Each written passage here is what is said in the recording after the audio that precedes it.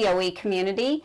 Gosh, you know, I've been talking about elephants in the room for the last couple of Vested for Success video series, and I want to finalize this elephants in the room discussion with some other examples of how to summarize elephants in the room to help your clients work through the elephants in a productive way. So, all right, how do we move forward? I'm going to give you 3 examples. I've already shared example 1 in the original Elephants in the Room Vested for Success video, but I'm going to give you a little memory jogger here. So if you recall, we collected all of the elephants and we summarized them by the percentage. So we lumped them into the different rules. So as you can see in governance, 21% of the elephants related to governance. We had some that were before you start the deal, some after you start the deal, and then just some general ones that needed to be addressed.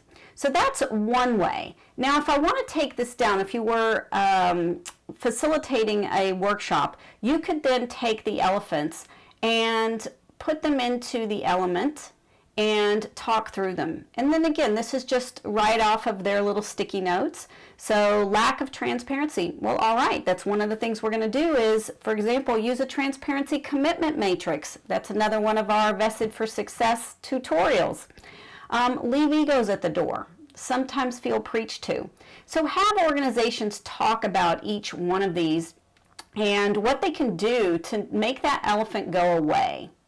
All right, here's a second example, and these next 2 examples are new. I haven't shared those before with you. And in this example, the CDA coach helped the parties understand the magnitude of each element and envision how they would close the gaps. So they've taken the elephants and they've just listed them, and they were asked to come up with the size. So is this a small elephant, a big elephant? And they had a little Mentimeter voting, and they got to vote on the size of the elephant. And, you know, was it not too big or very big? And then they did the average.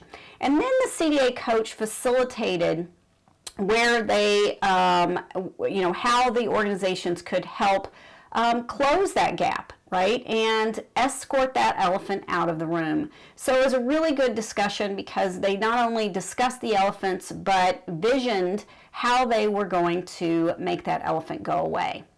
So here's a third example for you, and in this example, the CDA coach created the initial list of elephants in the first workshop, and as the teams worked through the vested process, they reviewed each list at the very front end, at the top part of each workshop that they did as they went through their vested journey. So as you know, closing some of the gaps often happen during the vested process. So remember that one elephant that the one company had about, you know, feeling preached to or micromanaged? Well, you're probably going to address that in rule number 2 when you do your workload allocation and taxonomy, because you're going to eliminate any duplication of effort. So that's one way you might be able to do it. So as part of the process, the coach wanted to make sure that the elephants were front and center at each and every workshop. So during the workshop, at the beginning, after they did their shared vision, they would outline these elephants. So they just had the list, and you can see here how clever this was. They just began to cross through them. So as they worked it through, they literally struck through each elephant until they worked through all of them and got them through the end of, you know, ushered all out per se. Awesome. So I hope this was a good tip to help you summarize how you can put elephants in the room.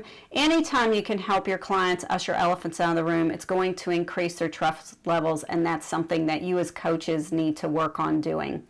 All right, have fun. If you've got any questions, feel free to reach out at kvitasic@utk.edu.